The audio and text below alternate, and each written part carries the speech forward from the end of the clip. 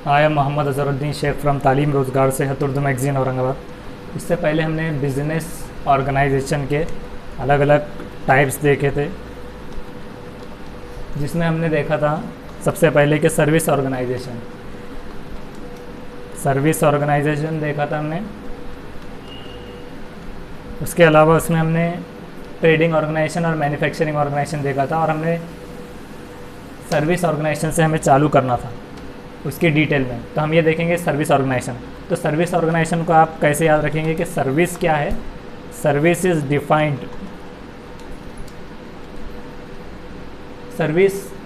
Defined as work done, यानी आपको ये याद रखना है वर्क डन फॉर अदर्स, दूसरों के लिए काम करना। तो आप इसको इस तरह से कर सकते हैं, ये वर्क डन से याद रखना है आपको।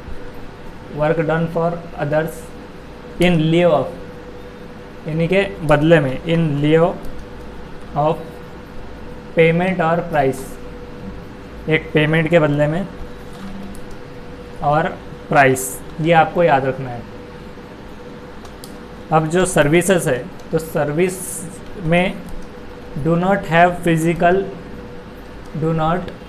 हैव, इसमें कोई फिजिकल सब्सटेंस नहीं होता। Do not have a physical form, कोई फिजिकल फॉर्म या फिर सब्सटेंस नहीं होता इसमें। एन ऑर्गेनाइजेशन, जो एक ऑर्गेनाइजेशन होगा, तो एक ऑर्गेनाइजेशन इसका प्रोवाइड करेगा, जो प्रोवाइड कर रहा होगा, ऑर्गेनाइजेशन जो प्रोवाइड कर रहा है, प्रोवाइडिंग सर्विसेज, उसे कहेंगे is called as service organization. तो ये हो गया सर्विस ऑर्गेनाइजेशन। अब उसका नेचर क्या होता है? नेचर ऑफ सर्विस ऑर्गेनाइजेशन के बारे में हम पढ़ेंगे कि उसका नेचर कैसा होना चाहिए। तो सर्विस जो है, इसमें हम इसको बुलेट्स से हाईलाइट करेंगे कि सर्विस ऑर्गेनाइजेशन जो करते हैं, वो प्रोवाइड करते हैं। सर्विस ऑर्गेनाइजेशन प्रोवाइड करते हैं उनके services, their services at the point of consumption, यानी कि जो कंजम्पशन है, ये आपको ये देखते देखते लिखते चलना है, बाय द कस्टमर के कंजम्पशन के हिसाब से वो सर्विसेज। तो इसलिए दस सच ऑर्गेनाइजेशन, तो इस तरह की जो ऑर्गेनाइजेशन होगी,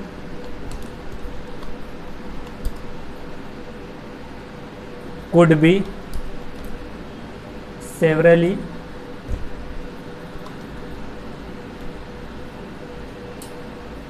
ये हिट करेंगे प्राइस पर, हिट ऑन प्राइस। तो ये जो ऑर्गेनाइजेशंस होंगे, ये सेवरली हिट करेंगे प्राइस पर। इफ़ देर इज़, कब करेंगे? इफ़ देर इज़ अ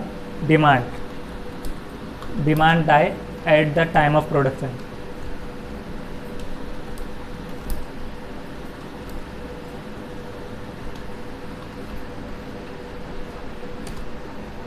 तो ये एक पॉइंट है उसका नेचर सर्विस ऑर्गेनाइजेशन का, कि सर्विस ऑर्गेनाइजेशन प्रोवाइड करेगा उनके सर्विसेज पॉइंट ऑफ कंजम्पशन के हिसाब से कस्टमर्स को।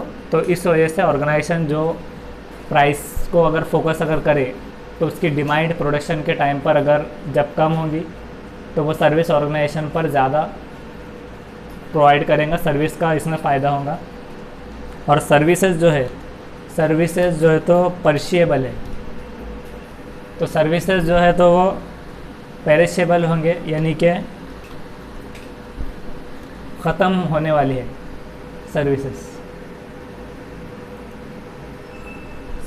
Are perishable. तो इस वजह से क्या होगा? इसमें प्रेशर जो रहेगा, so the pressure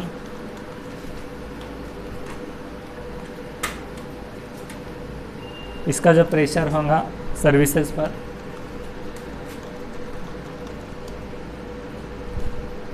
service organisation पर, तो ये रहेगा प्रोवाइड करना, मुहैया करना services more than is more than that on the manufacturing organization. तो मैन्युफैक्चरिंग ऑर्गेनाइजेशन से ज़्यादा इसका महत्व रहेगा, या फिर और ट्रेडिंग ऑर्गेनाइजेशन।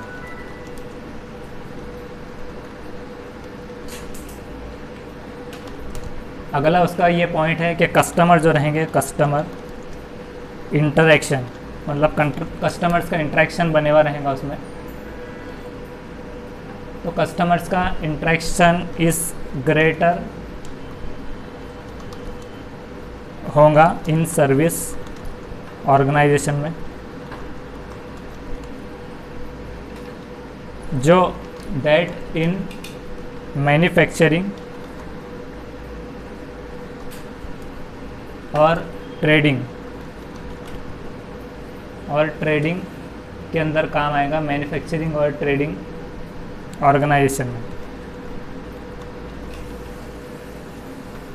जैसे कि एम्प्लॉयज़ है, तो एम्प्लॉयज़ हेल्प करेंगे क्रिएट करने, और वो क्रिएट करेंगे एक्सपीरियंस, वो एक्सपीरियंस को क्रिएट करेंगे जो विच इज़ वाइटल, जो कि बहुत अहमियत का हामिल होगा, vital to the success of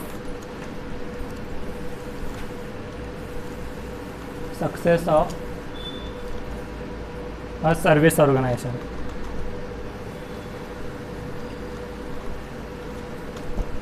यहाँ पर जो ट्रेडिंग ऑर्गेनाइजेशंस होंगे, एम्प्लॉय हेल्प करेंगे एक्सपीरियंस क्रिएट करने, जो बहुत इम्पोर्टेंट होगा सक्सेस के लिए ऑफ अ सर्विस ऑर्गेनाइजेशन में। और इसका नेक्स्ट पॉइंट है कि इन अ सर्विस ऑर्गेनाइजेशन में सर्विसेज जो है are usually provided by people. मतलब ये सर्विसेज में क्या होगा कि सर्विसेज लोगों के ज़रिए बनाई जाएंगी, नॉट मशीन्स के ज़रिए नहीं। सो इस वजह से सर्विस जो है, सर्विस ऑर्गेनाइजेशंस जो होंगे आर बहुत ज़्यादा मोर लेबर इंटेंसिव रहेंगे, labour intensive than manufacturing organization. उसका कुछ इस तरह से एक फ्लोर चार्ट रहेगा कि जो सर्विस ऑर्गेनाइजेशन है, तो वो कस्टमर के थ्रू में कस्टमर से पेमेंट होंगी बिल्स की, फिर वो सर्विस ऑर्गेनाइजेशन पे आएगा। यानी ऐसा फ्लो चलता रहेगा कि सर्विस दी कस्टमर को, फिर वहाँ से बिल जनरेट हुआ पेमेंट बिल का, और ये फ्लो। तो ये फ्लो डायग्राम है। फिर उसके बाद अगला ये पॉइंट है कि द ऑर्गेनाइजेशंस, जो ऑर्गेनाइजेशंस होंगे उन्होंने मेंटेन करना चाहिए बुक्स, यानी कि जो ऑर्गेनाइजेशंस हैं सर्विसेज के, वो मेंटेन करेंगे books, regular books of accounts.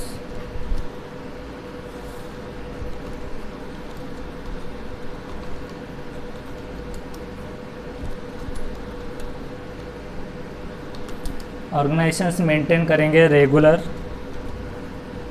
Books of account. Most service organisations do not deal, बहुत सारे सर्विस ऑर्गेनाइजेशन डील नहीं करेंगे इन इन्वेंट्री यानी कि जो स्टॉक रहेगा, and therefore do not need to maintain inventory records। तो इस वजह से वो इन्वेंट्री रिकॉर्ड मेंटेन नहीं करेंगे। और उसी तरह से they do not follow a standard pricing policy, कोई एक स्टैंडर्ड प्राइजिंग पॉलिसी मेंटेन नहीं होगी। निगोशिएबल रेट्स रह सकते हैं फॉर ऑल कस्टमर्स, सबके लिए एक ज भाव ये नहीं होगा एट ऑल टाइम, हर वक्त।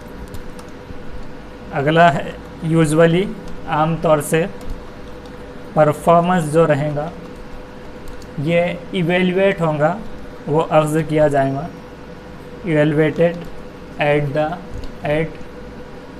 The end of a market cycle. जो मार्केट साइकिल है उस फ्लो के बाद इसका परफॉर्मेंस इवेल्युएट होगा। तो इस वजह से द इनपुट, जो इनपुट होगा कॉस्ट, इनपुट कॉस्ट मतलब लगने वाली जो कॉस्ट है हमारी तरफ से, एंड रिवेन्यू, और जो खर्चा है